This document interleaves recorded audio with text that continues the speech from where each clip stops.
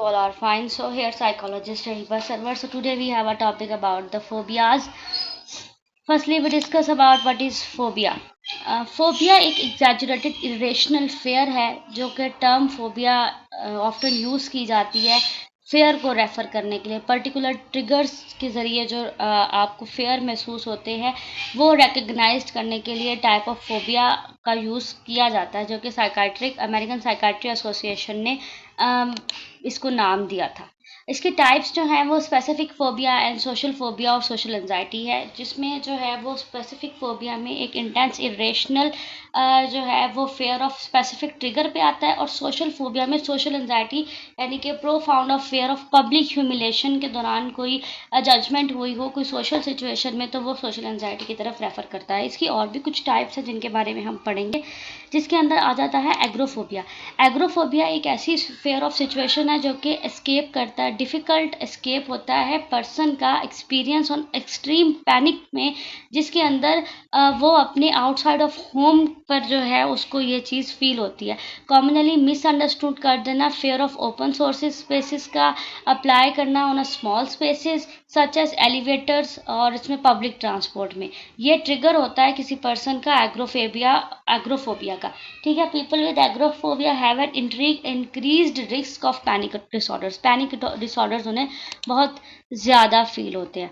उसके बाद सेकंड है स्पेसिफिक फोबियाज में जो है वो नॉन करता है as a phobia of identified cause, इसका कॉज आइडेंटिफाइड किया जा सकता है।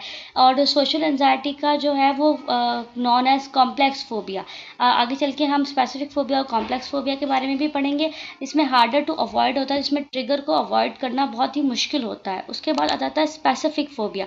स्पेसिफिक फोबिया यूजुअली डिवेल्प होता है 4 से 8 साल की उम्र में, और इसमें जो है वो ट्रॉमेटिक अर्ली एक्सपीरियंस होता है, जो कि एग्जाम्पल अगर कुछ क्लस्ट्रोफोबिया है तो किसी बंद प्लेस का बचपन के यंग चाइल्डहुड में अनप्लेजेंट एक्सपीरियंस हुआ हो, कन्फाइंड स्पेस का, बंद स्पेस का, और फोबिया जो है वो बचपन में ही स्टार्ट हो गया हो, लेकिन उसका विटनेस जो है वो फैमिली मेम्बर होते हैं, और जब बड़े होते होते वो इतना डिवेल्प हो गया कि वो आर्केनोफोबिया के अंदर डिवेल्प हो गया। उसके बाद आता है हमारा कॉम्प्लेक्स फोबिया। कॉम्प्लेक्स फोबिया वो फोबिया है जो कि मच मोर लाइकली किसी पर्सन की वेल बीइंग पे स्पेसिफिक फोबिया होता है।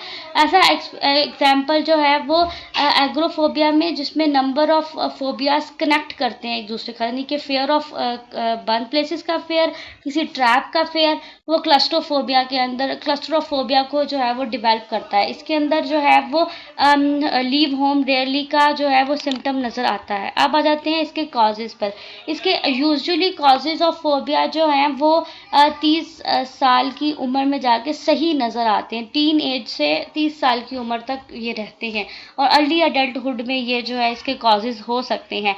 और ये फ्राइटन इवेंट है, stressful experience, frighten event, house hold members की तरफ से कोई फोबिया हो जाना, ये सब चीज़ें पर्सन लर्न कर लेते हैं। और उसके बाद आता है सिम्टम्स। इसके सिम्टम्स क्या होते हैं? किसी भी पर्सन को फोबिया के एक्सपीरियंस सिम्टम्स जो हैं वो उसमें सेंसेशन ऑफ अनकंट्रोलेबल एंजाइटी हो जाना, या जो है वो अपनी सोर्स ऑफ फीलिंग और फेयर को अवॉइड ना करना, अपने फंक्शंस को प्रॉपरली एक्सपोज करके ट्रिगर को दिखाना, और इरेशनल, अनरीजनेबल एंड एग्जैजुरेटेड कॉम्बिनेशन जो है वो नज़र आना, इनएबिलिटी कंट्रोल ऑफ फीलिंग्स की।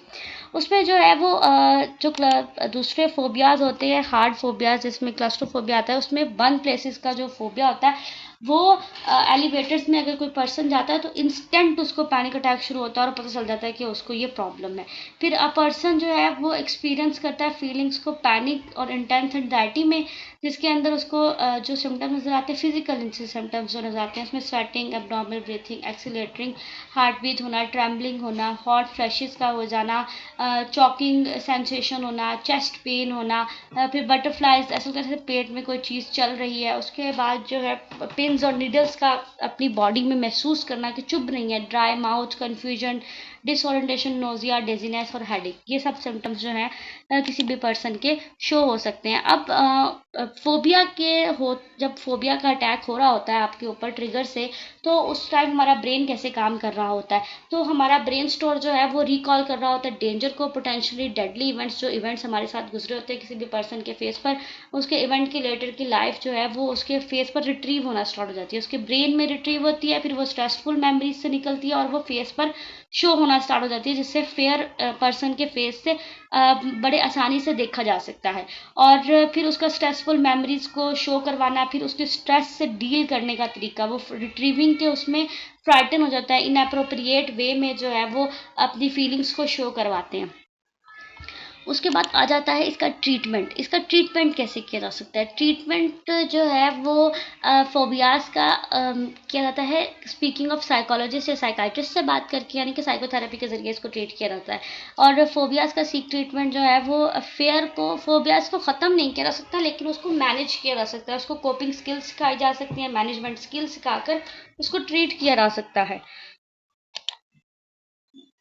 Is it not possible to avoid the triggers? ये पॉसिबल नहीं है कि हम ट्रिगर्स को अवॉइड करें, क्योंकि कॉम्प्लेक्स फोबियाज के ट्रिगर्स कहीं ना कहीं आपको मेंटल हेल्थ कहीं ना कहीं ज़रूर मिल जाते हैं। इसको हम स्पीकिंग मेंटल हेल्थ जो है प्रोफेशनल्स, उनसे बात करके हम स्टेप बाय स्टेप रिकवरी कर सकते हैं। मोस्ट ऑफ द फोबिया जो होते हैं वो अप्रोप्रिएट क्योर्ड ट्रीटमेंट के जरिए होते हैं। There is a no single treatment for that phobias. सारे फोबियाज के लिए कोई एक सिंगल ट्रीटमेंट यूज़ नहीं किया जाता, सबके लिए अलग अलग ट्रीटमेंट यूज़ किया जाता है। डॉक्टर, साइकाट्रिस्ट, साइकोलॉजिस्ट जो है वो रेकमेंड करते हैं बिहेवियरल थेरेपी और मेडिकेशन के ऊपर, या कॉम्बिनेशन ऑफ बोथ का यूज़ करते हैं पर्सन को रिड्यूस करने में, उनकी एंजाइटी के सिम्टम्स को और उनके फेयर के सिम्टम्स को। मेडिकेशंस में जो है वो बीटा ब्लॉकर्स का यूज़ करवाया जाता है, जिससे वो रिड्यूस करते हैं अपनी फिजिकल साइंस को, अपनी एंजाइटी को और अपसेटनेस ऑफ स्टमक, फटीग, इंसोमेनिया और कोल्ड फिंगर्स, इन सब चीज़ों को जो है वो रिड्यूस करने की कोशिश की जाती है। उसके बाद एंटी डिप्रेसेंट्स का यूज़ करवाया जाता है, सेरोटोनिन अपटेकर इनहिबिटेंट्स का यूज़ करवाया जाता है, जिससे वो पर्सन अपने जो है वो ब्रेन को बेटर मूड रिजल्ट पर लेकर जाता है। ऐसा सारा ये इसका यूज़ करवा के किसी भी पर्सन के अंदर नोजिया, स्लीपिंग प्रॉब्लम्स और हेडिंग के प्रॉब्लम्स को रिड्यूस किया जाता है, ताकि वो अपनी लाइफ में बेटर तरीके से अपनी चीज़ों को परफॉर्म कर सके। अवॉइड करते हैं ऐसी फूड टाइप्स का यूज़ करवाने में जिससे उनकी बॉडी के अंदर प्रॉब्लम्स आएँ, रेस्टलेसनेस, डेजीनेस, स्टमक के इश्यूज़ और हेडेक, इंसोमेनिया, इन सब चीज़ों के ऊपर जो है वो ये साइड इफ़ेक्ट्स होते हैं, लेकिन इनके ऊपर भी ट्रीटमेंट किया जाता है साथ साथ। ट्रैंकुलाइजर्स का यूज़ किया जाता है, बेंजोडाइजेपिन्स का यूज़ किया जाता है, जिसके अंदर जो है वो एंजाइटी के सिम्टम्स को रिड्यूस किया जाता है। हिस्ट्री ऑफ अल्कोहल डिपेंड की जाती है, देखा जाता है कि कोई सेडक्टिव तो यूज़ नहीं कर रहा है, कोई अल्कोहल की हिस्ट्री तो नहीं है, तो उन्हें भी कम करने की प्रॉपर और पूरी कोशिश की जाती है। उसके बाद जो बिहेवियरल थेरेपी का यूज़ किया जाता है उसमें डिसेंट्रलाइजेशन और एक्सपोजर थेरेपी का यूज़ किया जाता है, एंड कॉग्निटिव बिहेवियरल थेरेपी का यूज़ किया जाता है। डिसेंट्रलाइजेशन और एक्सपोजर थेरेपी वो थेरेपी है जिसके अंदर हम ग्रेजुअली पर्सन के फोबिया को एक्सपोजर करते हैं, एक्सिलरेट करते हैं स्टेप बाय स्टेप। यानी कि अगर किसी पर्सन को फोबिया है, एरोफोबिया, एरोप्लेन में बैठने का फोबिया, फ्लाई करने का फोबिया है, तो फिर पहले उस पर्सन को फ्लाइंग की पिक्चर्स दिखाई जाएंगी, उसको सोचने पर मजबूर किया जाएगा उस चीज़ के लिए, उसको ट्रिक दी जाएगी, वो सोचेगा। फिर उसको थेरेपीज के दौरान उसे पिक्चर्स दिखाई जाएंगी प्लेन्स की, उड़ने की, चीज़ों की। फिर उसके बाद उसको एयरपोर्ट पे ले जाया जाएगा बार बार। फिर उसको जो है वो एक्सिलेट करवाया जाएगा, उसकी प्रैक्टिस करवाई जाएगी एरोप्लेन कैबिन में ले जाके। फिर फाइनली उसको बोर्ड करवाया जाएगा एरोप्लेन में, तो उसके अंदर से वो ट्रिगर, वो प्रॉब्लम आहिस्ता आहिस्ता वो फेयर ख़त्म हो जाएगा। उसके बाद कॉग्निटिव बिहेवियरल थेरेपी है, जिसमें काउंसलिंग की जाती है, टॉक थेरेपी के ज़रिए जो सोर्स ऑफ फोबिया है उसको कम किया जाता है, उसके एक्सपीरियंस को कम किया जाता है, उसके थॉट्स और फीलिंग्स को चेंज करवाया जाता है, उसे रिड्यूसिंग और मैनेजिंग जो है वो स्किल्स सिखाकर वर्क किया जाता है। Thank you so much.